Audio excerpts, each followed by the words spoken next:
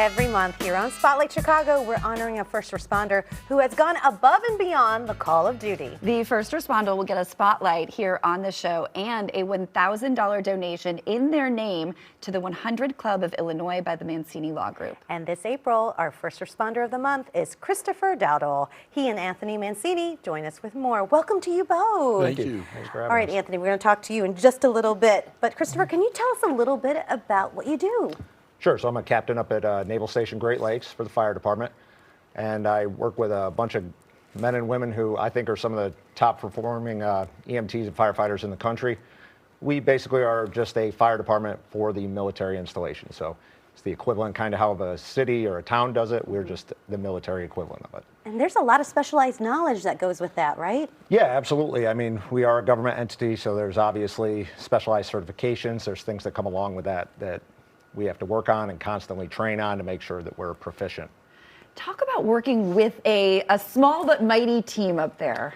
Sure. So the men and women that work with me, I always say we have a difficult job, but they make my job incredibly easy. We run into rough situations, but I never have to bat an eye. They are some of the, in the field and off, they're just some of the best people you could ever encounter, so they make it really easy for me to do my job. So. Yeah, and I mean, what's the most rewarding aspect of your role? The most rewarding is usually after the fact where you can impact somebody's life, whether that's small or big. It could be with something as simple as waving to a child as you drive by on the truck and you see them light up, just something as, medical emergencies and you bring somebody back from the brink. There are different levels of reward, but each day you try to find something satisfying in every day. Obviously, you're here because of your heroic work, but I think also you take it one step further, and Anthony can probably confirm this in a little bit, but you do a lot of charitable work, and a coat drive is one of the things. We'll kind of go through some of the things, but if you want to tell us a little bit about the coat drive. Yeah, absolutely. So the beginning of the season this last year, I was just driving down the road and saw a homeless veteran that was holding a sign, and he didn't have a jacket. From there, I just kind of figured, how can my wheels started churning. And I looked at it, and from there I said, well, that'd be terrible if it's that cold, in a few months. What do these people do? So I called up the federal healthcare facility up there at Lovell, and I asked, what happens when a veteran comes in and asks for a coat? And he said, we'd like to hand them out, but we haven't had a donation in 3 years of a winter coat. So from there, we ran into some logistical stop points here and there, but it was actually Homer Glen. A lot of the businesses reached out as soon as I started the drive, and it was just a big community effort. Like I was telling Anthony before, I think most people are good. I think a lot of people want to help. They're just not sure how. So when you give them that direction and you give them that outlet, you'd be surprised how often people want to help once they find a way. So the results were overwhelming. I anticipated maybe getting 100 coats. By the end, me and my family were sifting through 700 coats in my garage. Oh, wow. And then trying to figure out the transportation of that as well. So I couldn't have done it without my family and the support of a lot of great businesses and people all around the community at large. We know that you set such a great example in your service, but I know one of the things that you're the proudest of is being a father and being able to bring the family to the firehouse and all that. Absolutely. Yeah, so can you talk a little bit about that? Oh, my family is my pride and joy. They're the reason I wake up. They're the reason every day I try to get a little bit better because of them. So I have my oldest son, Patch, Olivia, my daughter, Charles, who's here with us today. He's pretty angry that he didn't get to come on the show.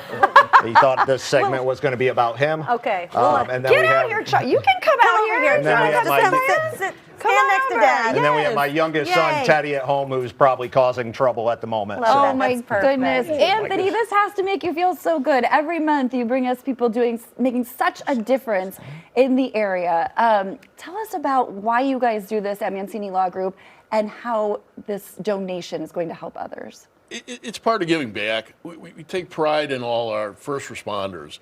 What they do there is phenomenal. What every other first responder that's been here does is outstanding work. And they go above and beyond really the risk that they take daily and engage in these philanthropic events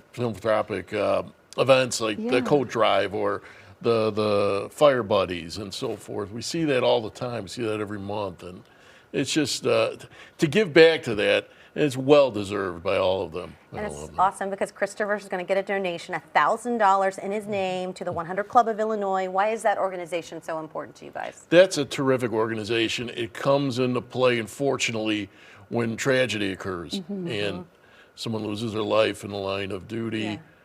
The organization comes in and helps with everything from a mortgage to tuition to just general needs, and really takes care of the family and tries to help with the tragedy. And Christopher, Anthony mentioned Project Fire Buddies. I know Yes. that's another cause that's incredibly important to you. Yeah, Project Fire Buddies, we are the Great Lakes chapter.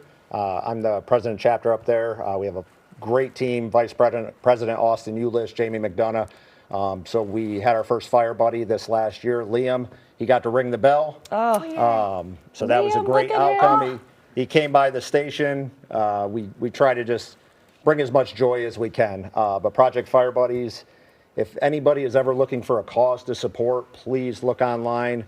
There is, smaller network of fire departments that help families and children who are going through some really terrible diseases, and they become kind of an infrastructure support group for those families just by simply becoming their friends. They'll show up at baseball games, they'll show up at appointments.